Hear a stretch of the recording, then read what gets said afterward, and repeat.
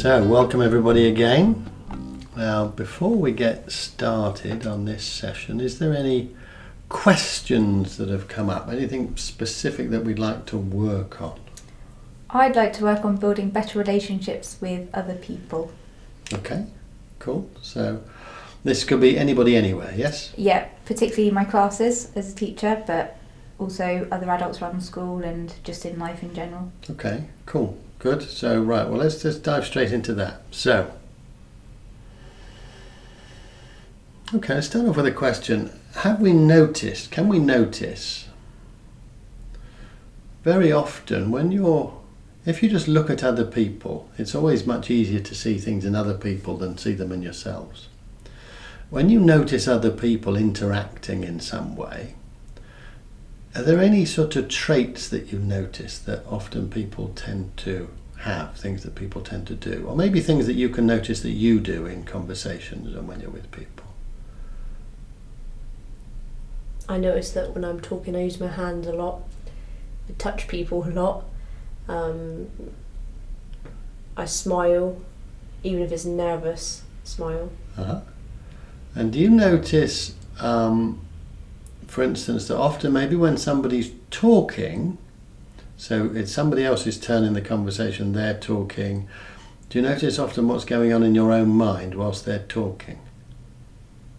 Sometimes I think about how I can either input on that conversation, or my head thinks up a scenario that relates it back to me. Yeah. So often what we're doing, and you can often see this in people, somebody's talking, they're telling a story or whatever, they're moaning about something, and the person that they're talking to, you can tell, looking at their eyes have glazed over, they've switched off. They're not actually really listening. What they're doing is preparing what they can say next that might outdo the person or that might agree with them or might say, oh yes, and do you know what I did? And I did. And so what often people are looking for is just a pause in the conversation so that they can press transmit. Yes? Have you seen that? I do that all the time. So you notice that. Okay, so in answer to your question then, how can we build better relationships? It's to start paying attention when we're interacting with somebody to where we are, to start being aware. So what we've covered a little bit recently in this, but not in too much depth, is that of awareness, starting to be aware of what we're thinking, starting to be aware of what we're saying. Yes? So lots of things that have been going well. You've been really working well on awareness.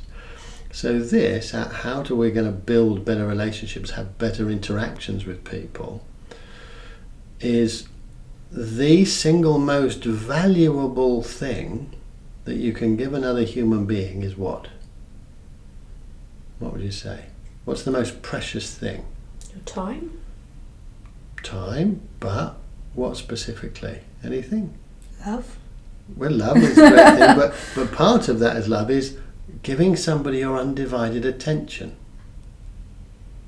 Yes? Because we can tell, can't we?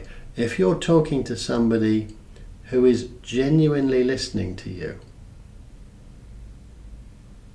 who is genuinely taking in what you're saying, who isn't just waiting for a pause in the conversation for them to tell you about their troubles, their woes, or their successes, about how terrible they are or how wonderful they are, whatever it might be.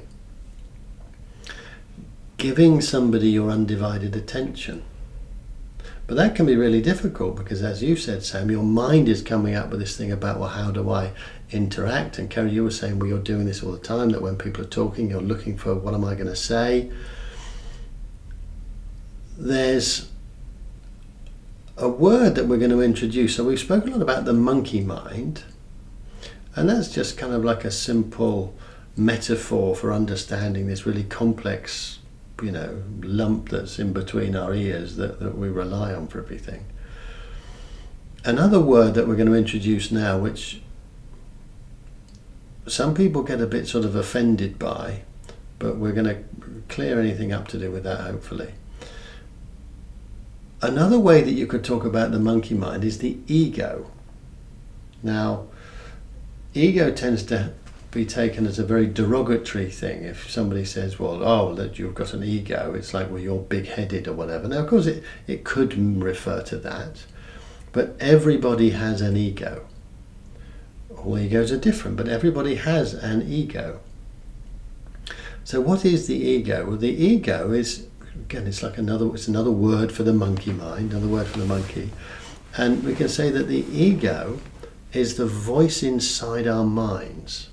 It's the story of who we are, how we assess ourselves. So when we're interacting with a new person, our ego is wanting to make a good impression, or it's wanting to show them that we know more than them, or whether we're intelligent, and we might drop in how much we earn, or what job that we do, or how successful we are, or whatever it might be.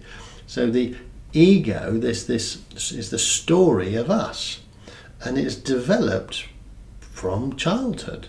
We develop this ego, this sense of who I am and who we are and how we interact with the world, and what do I think about myself. So I might think that I'm useless and terrible, everybody hates me. I might think I'm wonderful. So the way that we interact with other people is largely driven by our ego. Yes, does that make sense? Yes.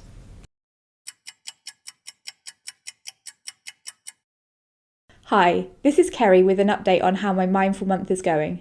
Things I've noticed so far during my mindful month that are better or different than before are that I'm now waking up in the morning without feeling as tired as I was before. I'm also feeling much less angry when things go wrong.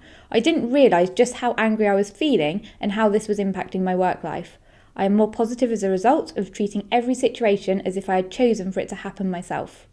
If I could live this week again, I would have gone to the doctors much earlier so that I could get back to work earlier, as I had to deal with a number of issues on my return, which added additional stress and workload. However, this did give me an opportunity to use Pablo in order to combat this. I would also like to be more productive still, as I tried to do 2 things at once, and my attention was drawn away from work and towards the TV instead. So it took much longer to do the work than it would have done as if I'd have just chosen one thing, resulting in a very late night. Hello, my name is Sam, and I'm giving you an update on how my mindful month is going. The things that I've noticed so far during my mindful month that are better or different than before is that my sleeping has improved.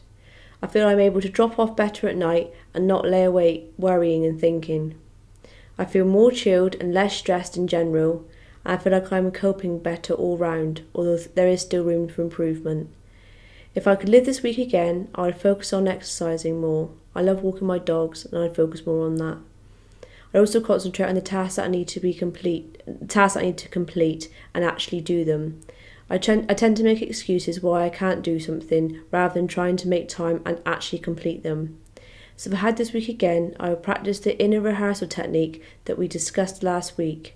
I imagine myself or visualize myself doing it and seeing it through.